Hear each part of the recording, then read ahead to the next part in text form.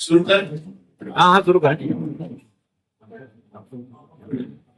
आज के इस महत्वपूर्ण प्रेस में उपस्थित सभी पत्रकार और मीडिया बंधुओं को नमस्कार करता हूँ और आज प्रेस में आप है इसके स्वागत करता हूँ। आप सभी जानते हैं कि मोदी सरकार ने 144 से 140 करोड़ देशवासियों को इस बार दीपावली, दशहरा और नवरात्रि के अवसर पर नेक्स्ट जेन जीएसटी सुधार का उपहार दिया। नए भारत के अर्थव्यवस्था के इतिहास में मील का पत्थर सर्वप्रथम मैं अभिनंदन करता हूं उस दूरदर्शी नेतृत्व का जिसने टैक्स प्रणाली में सुधार को केवल आर्थिक सुधार नहीं बल्कि जन जन के जीवन को सरल बनाने का आह्वान किया। मैं हृदय से धन्यवाद देता हूं विश्व के सबसे लोकप्रिय नेता आदरणीय नरेंद्र मोदी जी को, जिनके मार्गदर्शन में एक कर, एक राष्ट्र, एक बाजार की परिकल्पना साकार हो गई। साथ में हृदय से आभार व्यक्त करता हूं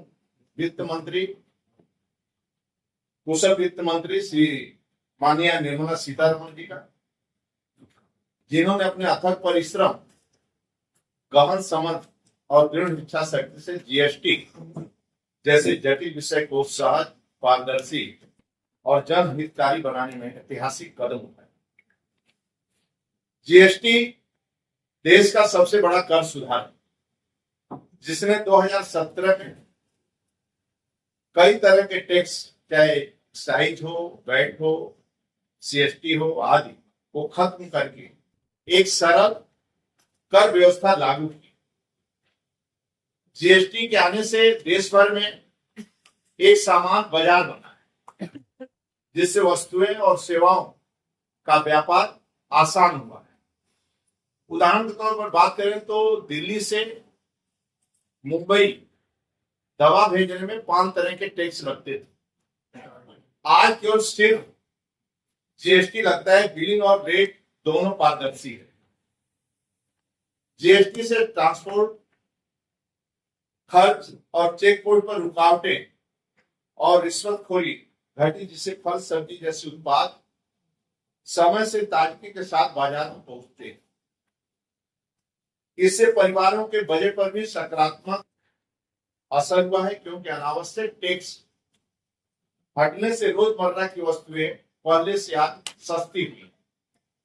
किसान का फसल हो, व्यापारी का दुकान हो, छोटे उद्यमी हो, जीएसटी ने सबका सफर आसान और भरोसेमंद किया है। साथियों, जीएसटी सुधार 2025 देश व्यवस्था, व्यापारियों की सुविधा और जनता की जेब तीनों को सशक्त बनाने में एक दिशा में एक क्रांतिकारी कदम। मंत्री जी, मेरा प्रश्न है कि अगर कोई बिजनेसमैन 1 करोड़ की लागत लगाकर कोई बिजनेस करता है, 18% जीएसटी के साथ अगर वो कोई चीज अपने स्टार्ट के लिए खरीदता है, तो टोटल लागत उसकी 1 करोड़ 18 लाख हो जाती है।